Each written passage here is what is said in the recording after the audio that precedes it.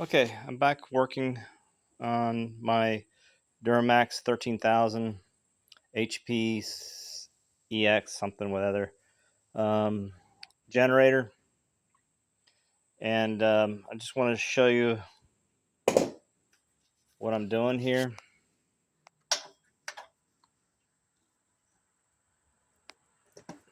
Since this fuel type selector valve is probably most likely the culprit, which I don't know for sure, what I'm going to do is remove it.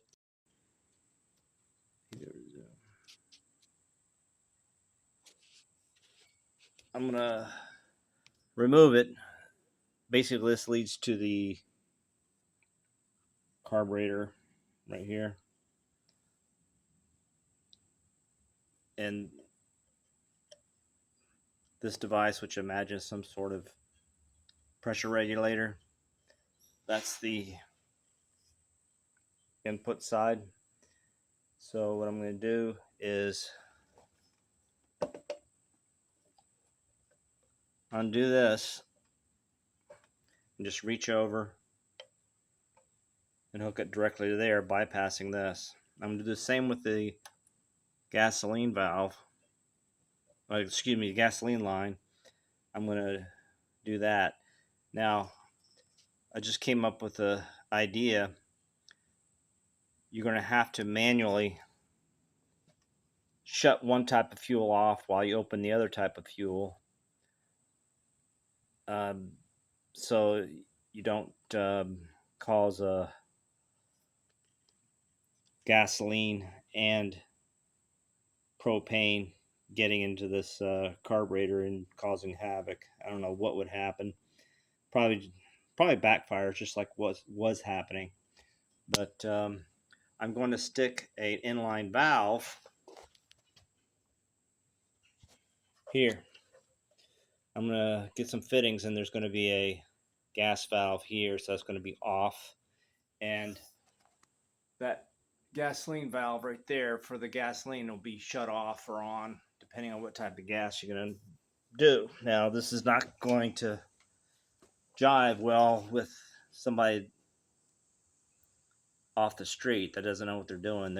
If somebody buys this generator from me, I'm going to have to be specifically clear that they'll have to shut one type of fuel valve off and the other one on, and vice versa when they want to switch from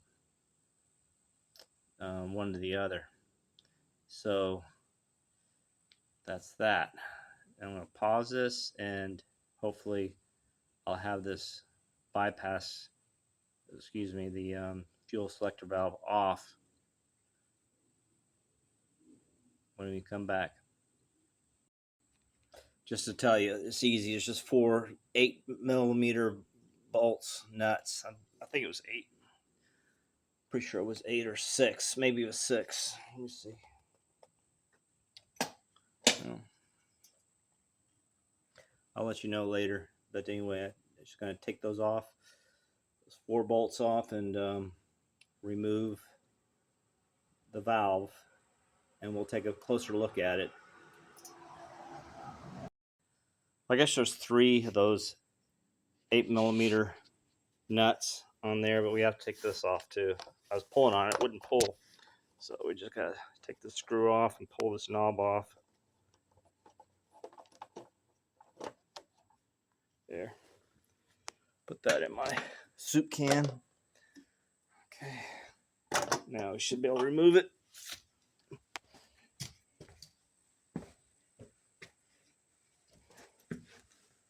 Well,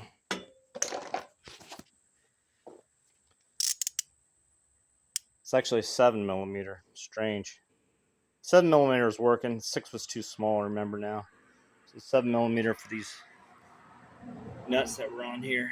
Kind of a strange shape. Now we can pull this off. Now it looks like they have electronic signals here. So, in addition to, they got some safety switches here. So I'm not sure. These are probably just shutoffs. So I'm gonna probably have to remount this. And part of the startup procedure will be to correctly select the proper fuel with the selector knob. So these guys will engage or disengage what they're supposed to do. I'm not sure what these I can't remember what I used to work with these switches all the time. What would they do? We used to call them, I guess, safety switches. I'm thinking of another name we used to call them on the X-rays. But anyway, so I'm gonna take this little tube segment off right here, and I'll be back. Okay, I was playing around with this. That's the propane selection. I can see right through it. There's a daylight through there. If I move this, it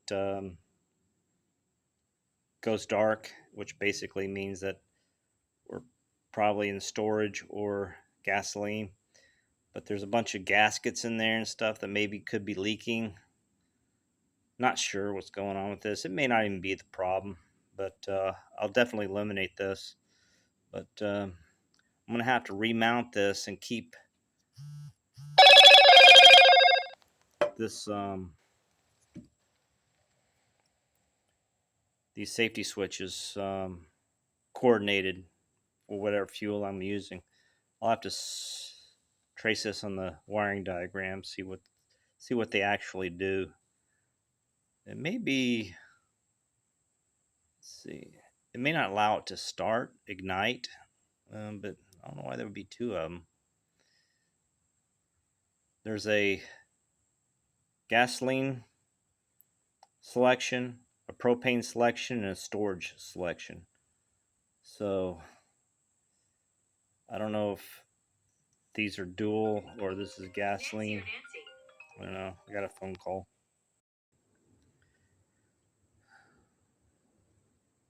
That's my wife. She's bringing lobster home. So now I'm going to reach over and stick this right here, bypassing.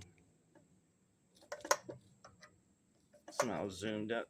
I'll put this, bypass this. Okay, so now I got the propane tube directly connected to this regulator. I don't know. It's kind of a safety regulator, whatever this device is, a propane device, bypassing the fuel selector valve. And to recap, great, this thing fell off. These safety switches are here for a reason. So I'm going to have to still deal with those. Maybe I can jump them, but I don't know which way to jump them. But I'm going to stick those back and remount that fuel selector valve. And I'll still have to switch which fuel I'm using to let this system know which fuel I'm using. I'm not sure what it actually bypasses to accommodate the certain fuel, but if I figure out it doesn't mean anything, I'll just jump them out. But for now, I'm just going to put it back.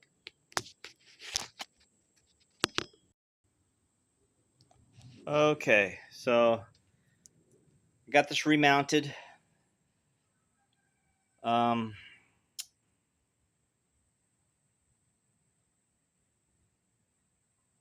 got this bypassed. I gotta get the knob. I got to get the control knob. So the fuel type selector knob remounted.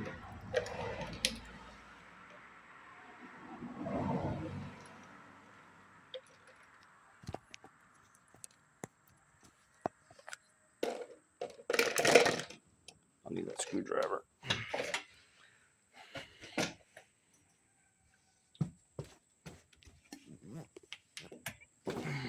Okay, let me just try and figure this out.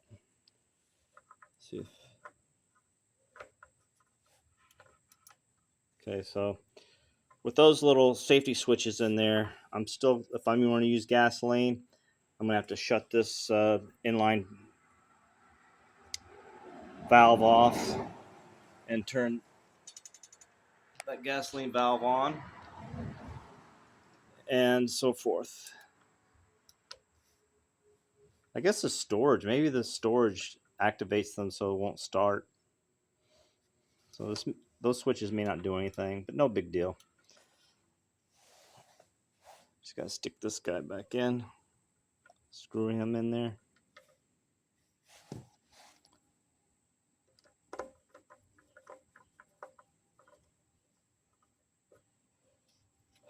Now, I wish I never touched those damn valves, because now if it doesn't start or whatever, I have to mess with the valves. I wish I would have known about the bypass thing earlier.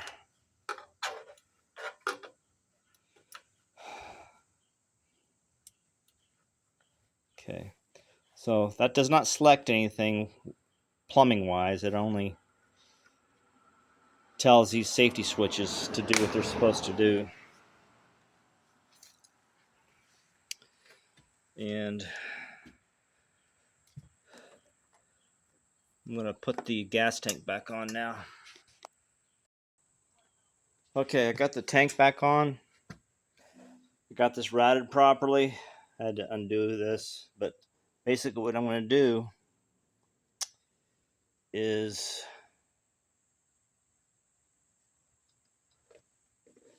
take this off. Just stick this right back here.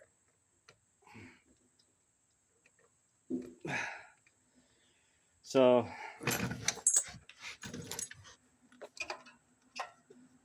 we got gas coming through here to this valve. You turn on, gas is going to come through here into the carburetor. And here you got propane coming from the propane intake directly here. Again, the danger is that you have both these fuel source valves on, and that supposedly prevented that mistake from happening. But apparently it was probably not working properly. So since I'm the only one going to be operating this mainly on propane, I think I'll be safe. I'm not sure what the consequences are, but I assume the worst, that the damn thing will explode and catch fire if you have this valve on and the propane valve on, and you got two types of fuel getting into this engine. So we are successfully bypassed, and this is not doing anything except providing signal with these safety switches. I can't remember what we used to call those damn things. Limit switches. That's what we used to call them, limit switches. We used to have something similar on our bomb detection equipment I used to work on for the stepper motor. The stepper motor would hit that, and that would be the limit. It won't go any further. So, same sort of difference. So I still got to put oil in this thing, and I have to put a new filter in here. So I'm going to take this filter off. Well, I'm not going to take the filter off because a bug might climb in there. I was going to take the filter off, cover off, so it remind me to go get the filter to put that in there. And if I get it running right, I'm going to take this CO2 sensor tape off. Somebody said in the comments on what wires to bypass to deactivate that. So I might look into that. But he said this sensor provided heat detection if it overheated, which I don't know if I believe that or not. It may, but I think it's just a pure CO2 sensor. One of those regulations that are just over the top, making things more complicated. Of course, excuse me, I keep saying CO2. I mean carbon monoxide, CO. That's dangerous. CO2 is not dangerous. So whenever I said CO2, I meant carbon monoxide, CO. So that's where I'm at now. I think I'm going to quit for today. I got some crap to do. So I'm going to upload this video. And I have to go get some oil. 10W30, I believe. And refill this. And I think it's takes a quart. But I've got to double check that. Put precisely a quart in there. And try and start this thing up. And hopefully I got the valves put together right. That's what's the only thing that's worrying me now. I'm just going to go with gasoline for now. But I do have to cap that. That's right. I do have to cap this. So I do have to go to Home Depot and get an inline gas valve, or order one from the internet. But that's where I'm going to put my inline gas. I'm going to put my propane shutoff right there. And then I'm going to screw in my propane hose on the other side of that. So probably do that tomorrow. I got to put these panels back on. They really don't do anything but look pretty. Those panels right there. But I'm going to go ahead and do that.